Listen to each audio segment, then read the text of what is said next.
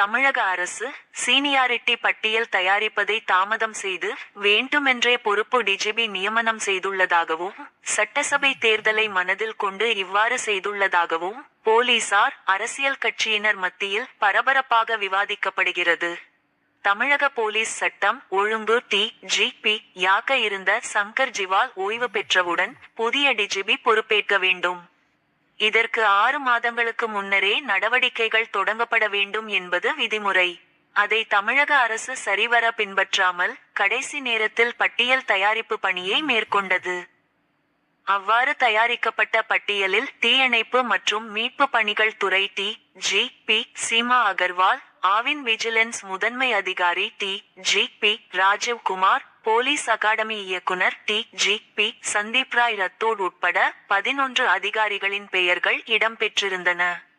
ஆனால் தேர்வு நடைமுறைகள் நிறைவடையாததால் டி.ஜி.பி. அலுவலகத்தில் நிர்வாக பிரிவு டி.ஜி.பி.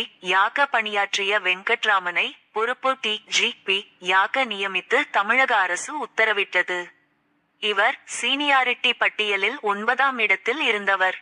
வெங்கட்ராமன் பதவியேற்று கொண்ட நிகழ்ச்சியில் அவரை காட்டிலும் சீனியாரிட்டி கொண்ட டி.ஜி.பி. அந்தஸ்து அதிகாரிகள் 8 பேர் பங்கேற்கவில்லை. சீனியர் ஐ.பி.எஸ். அதிகாரிகளின் இந்நடவடிக்கை போலீசார் மத்தியில் பரபரப்பாக விவாதிக்கப்படுகிறது.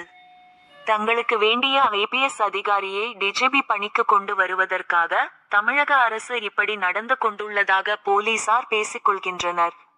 உரிய காலத்தில் சீனியாரிட்டி பட்டியல் தயாரித்து மத்திய அரசுக்கு அனுப்பியிருந்தால் தகுதியான நபர் டிஜிபியாக நியமனம் பெற்றிருப்பார்.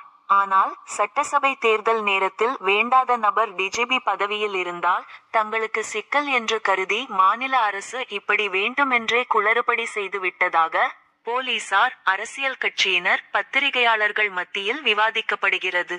அண்ணாமலை கூறியது என்ன? கோவையில் நடந்த நிகழ்ச்சியில் பாஜ முன்னாள் மாநில தலைவர் அண்ணாமலை பேசுகையில், தமிழகத்தில் சங்கர் ஜிவால் ஓய்வு பெற்றவுடன் புது டிஜிபி பதவி ஏற்க வேண்டும். அவருக்கு பிறகு பதவி மூப்பில் முதல் 3 இடத்தில் உள்ளவர்களில் ஒருவர் பதவி ஏற்க வேண்டும். பதவி மூப்பில் 9வது இருக்கும் நபர் டிஜிபி ஆக முடியாது. இதனால் பொறுப்பு டிஜிபியை நியமித்துவிட்டு முதல்வர் ஸ்டாலின் வெளிநாடு கிளம்பிவிட்டார். அப்படி இருக்கும் போது காவல்துறை எப்படி விளங்கும்? பதவியேற்கும் நிகழ்வில் முதல் 8 இடங்களில் இருக்கும் அதிகாரிகள் செல்லவில்லை. இது மிகப்பெரிய தவறு. இதற்கு முன்பு இந்த மாதிரி தவறு நடந்தது இல்லை, என்றார்.